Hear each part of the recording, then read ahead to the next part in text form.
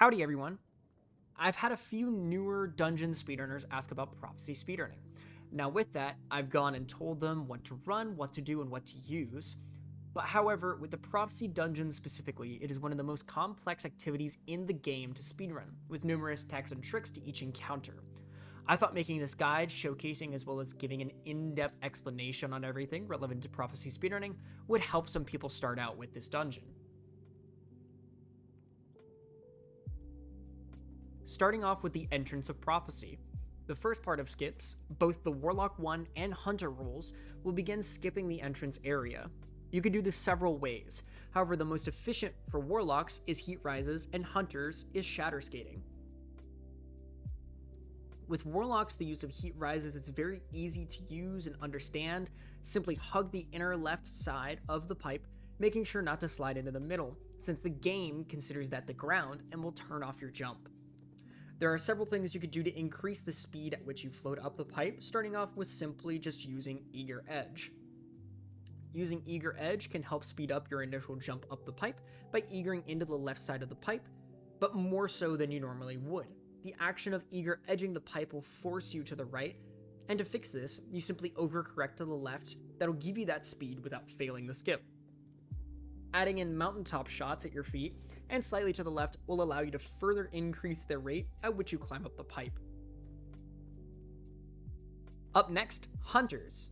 Hunters have only one realistic way of getting up the pipe more efficiently, which is just to simply shatter skate up the pipe with the use of glacier crystals. The only lines that you need to do are just three simple lines: the starting drag line at the very beginning of the dungeon, the glacier crystal line that actually goes up the pipe itself, and as well as the bowl line located at the very top of the pipe. Hunters should arrive at the island before both Warlocks and perform the permaflag. The permaflag is very simple. Start interacting with the rally circle right before the boss spawns in, and whoever arrives to the island first will perma and kill the rally flag knight. Whoever arrives second will get the top island knight. Double dunking can be done in several known positions, however it truly comes down to your preference. Warlock 2 will have already collected ×3 dark motes, then finishes off the relic motes by killing the first knight on the island closest to where you'll be exiting the pipes. Simply jump up from the same spot and jump into the proper position. Double dunking is just dunking in between both ranges that the dunks can be registered at. The dunk's radiuses are like a cone shape. The higher up you are, the further out you can dunk. Following this train of thought, you'll always want to be slightly positioned towards the upper dunk platform. Important key things to remember about double dunking is always being centered with where you are starting, typically meaning the center of the bowl. For dark dunking, aim using the relic reticle at the right rim of the bottom light bowl, and keeping in mind your height while dunking. 100 mobility helps with Warlock movement, not just for double dunking, but for all Warlock speedrunning. So it's a good idea to keep out an eye for high mobility armor pieces, especially if you're newer to the speedrunning community. Phalanx echo damage is quite easy with the Warlock rotations, simply using Rain of Fire to load Horsemen and using Horsemen as the best source of high special weapon burst damage.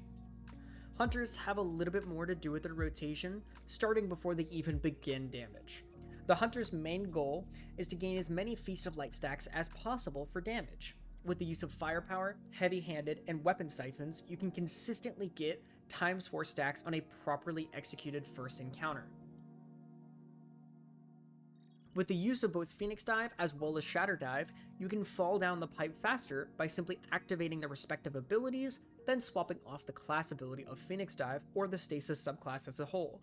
This allows you to reach maximum fall velocity by jumpstarting your speed with the dive, then canceling the animation, therefore removing the speed cap to those abilities.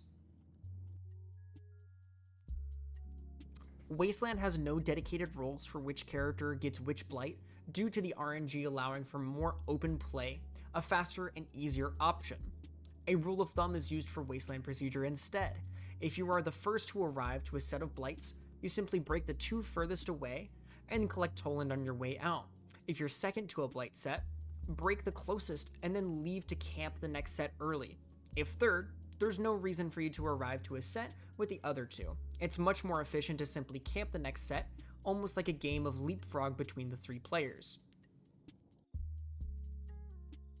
Cube skip is typically used by more proficient prof teams as it requires your cube encounter to only have 2 players, and your performance as a duo must be as strong as a trio cube for the skip to actually save any time. If your duo cube isn't as strong as your trio and can be made up by another shooter, cube skip simply isn't worth it. However, for those teams who wish to run with a skip, the skip actually begins during the Wasteland encounter after the second set is complete. The player skipping will travel under the stairs where the cube is located and proceed to line to outside the starting room for cube. Leaving at the go call will be when your Warlock 1 is just about to pick up their second moat set before dunking. Once you've traveled past the load, you'll no longer get joining allies, allowing you to transition under the map to the end of the skip. Once cube skip encounter is complete, your Warlock 1 will indicate you with a sword call, telling you when to pull your sword out in order to activate Eager Edge. Line off the starting position when the objective updates, then transition. Cube is by far the most complex destiny to encounter to speedrun, with its many layers of info and tech to help the run speed up.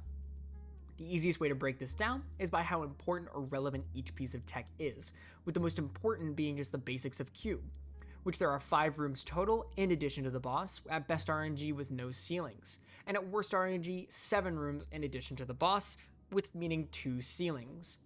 Pre-spawning knights between rooms is the most important part of cube. After the runner dunks, you only have 3.5 seconds to kill as many hobgoblins in the room before teleporting in order to spawn knights in the next room, allowing your team to immediately start killing and collecting moats, creating a snowballing-like effect.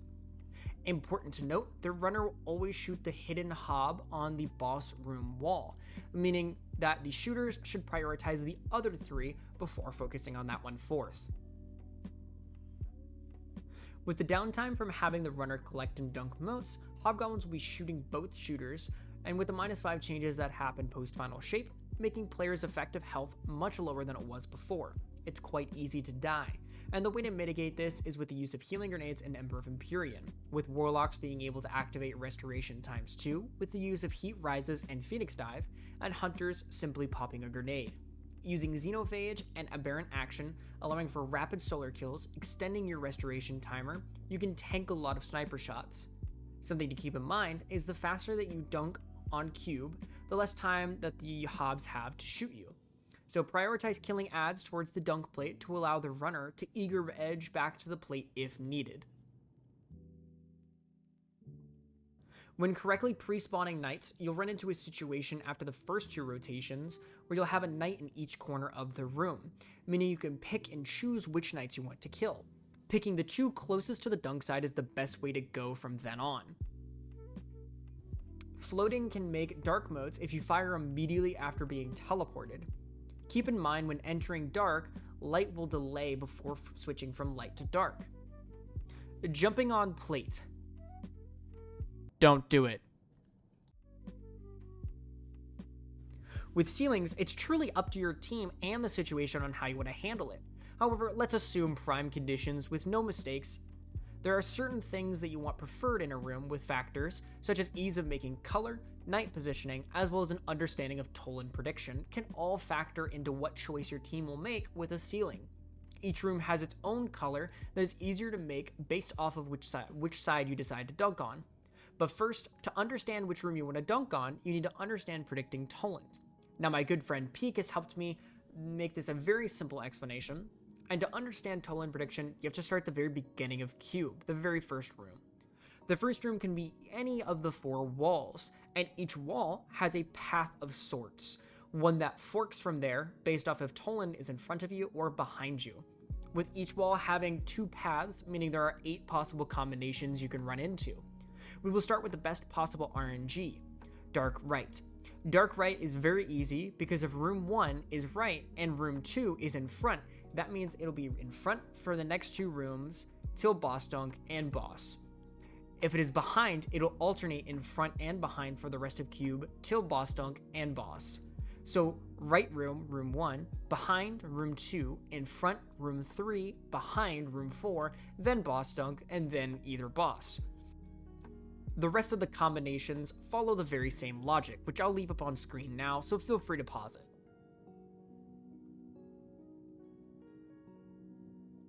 All rooms follow a very easy pattern.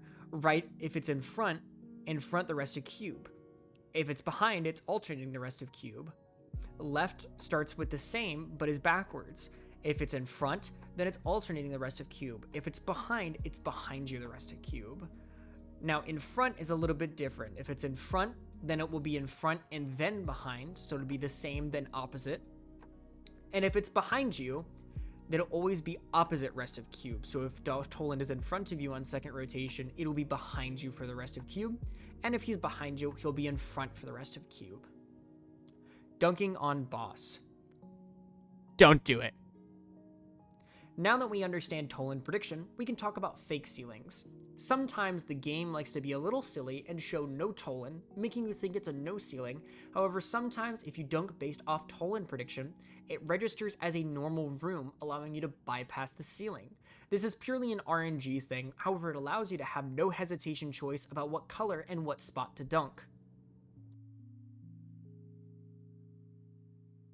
After the first two rooms and killing all hobgoblins, you no longer have to worry about getting certain knights and then going on to dunk. Instead, knights will always be on the dunk side from that point on, allowing you to not worry about knight spawns. However, on first cycle, when only 2 spawn and you haven't had the chance to spawn in a full set of 4 yet, understanding where they spawn makes your movement as a runner and your aim as a shooter much more clean. Just like Toland prediction, they all follow a rotation about how they spawn. In front dunk, both will spawn in front of you. Right dunk is also both in front of you. The left dunk both spawn behind you. And the bottom dunk gets a little different with one spawning in front and one spawning behind. Meaning, based off of where Toland is located, Phoenix dive opposite of Toland for the least amount of distance needed to travel for a dunk. Important note, Warlock 1 should always be true host, essentially meaning the Hunter and Warlock 2 should join on whoever is currently performing Warlock 1, since moats are connection based.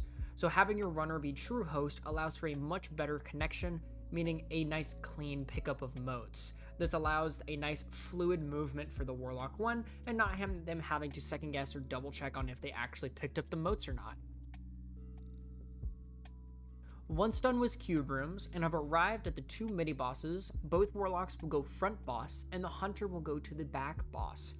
Loadout swaps respectively for Hunter, simply put on Celestial Nighthawk and proc Radiant, allowing for your Goldie to one-shot to the body. Warlocks will swap to a Mountaintop and a 4th Horseman to just simply one-mag the boss. When exiting cube, Warlock 2 will line by eagering into the Warlock 1's back to launch them into transition. If no cube skip is present, that is. Transition is fairly simple, just follow the routing along on screen. Hunters and Warlock 2 will simply sit at the top of Rainbow Road, waiting with either a breach-loaded GL aimed against a Sparrow or a heavy GL to die, teleporting their reses to the boss room once Warlock 1 is done transitioning. You'll die after the second checkpoint has been hit, indicating to defeat the Kell Echo. Make sure not to die on Traverse Deeper, as that is the first checkpoint. Boss room is organized in a way to obtain ×4 Feast of Light stacks for the Warlock's damage supers, and to efficiently kill knights as fast as possible. Warlock 1 will get the first and the third knight on right spawn, and then dunk the right side color. Keep in mind, the color can possibly change before the first set of adds. Use Blink to efficiently get around the room. Warlocks will use class ability and the use of a Siphon mod to generate ×2 orbs to then feed the other Warlock. Then you'll get ×4 by simply going and picking up your own 2 orbs that you just generated. You'll get the remaining 2 ×2 orbs from the Hunter's Goldie crit, which then will give you your full ×6 for damage. Warlock 2 will be the easier one, with just doing all left, both first and second knight on left, dunking left. Hunter is second right, third left knight, dunking on top. Using the same methodology as the fast fall from Wasteland, you can arrive at boss damage faster when done properly. Damage is a fairly easy rotation, with Kell Echo's health only being about 10.6 to around about 10.8 million. Rotations will be shown on screen. Important note, don't walk past the first stair. The boss will throw his portal attack, and it might not hit you, but it will make the boss move his head, making sniper shots, specifically your Izanagi or your Still Hunt, significantly harder to hit. And that's it. That's the Prophecy dungeon.